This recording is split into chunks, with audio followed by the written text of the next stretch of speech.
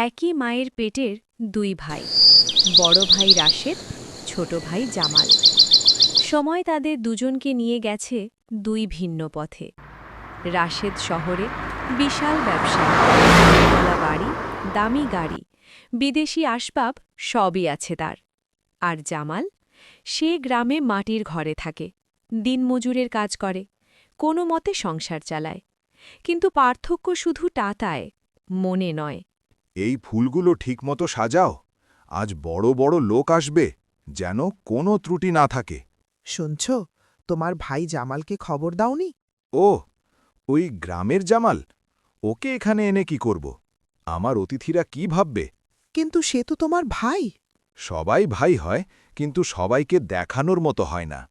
সেই কথাগুলো হয়তো বাতাসে মিলিয়ে গেল, কিন্তু আকাশ সব শুনে রাখল। জামাল ঘরের সামনে বসে ভাঙা চটি সেলাই করছে। শুনেছ, শহরে তোমার ভাইয়ের বাড়িতে নাকি আজ বড় অনুষ্ঠান। হ্যাঁ, শুনেছি। তার বাড়িতে নাকি অনেক বড় অনুষ্ঠান। তুমি যাবে না? আমাকে ডাকেনি, বিনা দাওয়াতে গেলে মানায়? বাবা, একটু পানি আর খাবার পাবো? অনেক দূর থেকে এসেছি। আসেন চাচা, আমাদের ঘর ছোট হতে পারে, কিন্তু মন কিন্তু ছোট না। আজ ঘরে বেশি কিছু নেই, তবুও আপনি খেয়ে নিন। তোমরা যা দিলে সেটা শুধু ভাত না, বরকত মেশানো ভাত। আমরা তো আপনার জন্য তেমন কিছু করতে পারলাম না।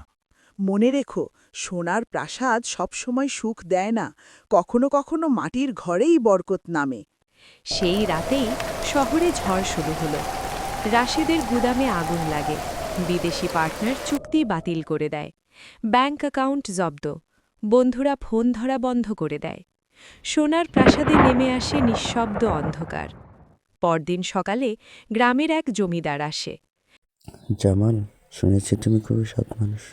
তুমি কি আমার প্রজেক্টে কাজ করবে? জানাব, আমি তো সাধারণ মানুষ। সাধারণ মানুষই অসাধারণ হয়। কয়েক মাসের মধ্যেই জামালের অবস্থা বদলে যায়। ছোট ঘর বদলে যায় পাকা বাড়িতে। একদিন দরজায় কড়া নাড়ে। জামাল দরজা খুলে দেখে রাশেদ দাঁড়িয়ে আছে, মুখে ক্লান্তি, চোখে অনুশোচনা। আমাকে চিনতে পারছিস? হ্যাঁ ভাই, তোকে চিনতে কেন পারবো না? আমি তোকে লজ্জা ভেবে দূরে সরিয়েছিলাম। আজ বুঝেছি আমি ভুল ছিলাম। ভাই, বাড়ি বড় হলে মানুষ বড় হয় না, মন বড় হলে মানুষ বড় হয়। সেদিন সোনার প্রাসাদ হারিয়ে গেল, কিন্তু দুই ভাইয়ের সম্পর্ক ফিরে এলো। কারণ আমরা সবাই জানি, সোনা ঝলমল করে চোখে, কিন্তু মাটির দোয়া লাগে মনে। আর অহংকার মানুষকে একা করে দেয়, আর দয়া মানুষকে রাজা বানায়। এটাই প্রকৃতির নিয়ম। গল্পটা কেমন লাগলো কমেন্টে অবশ্যই জানাবে।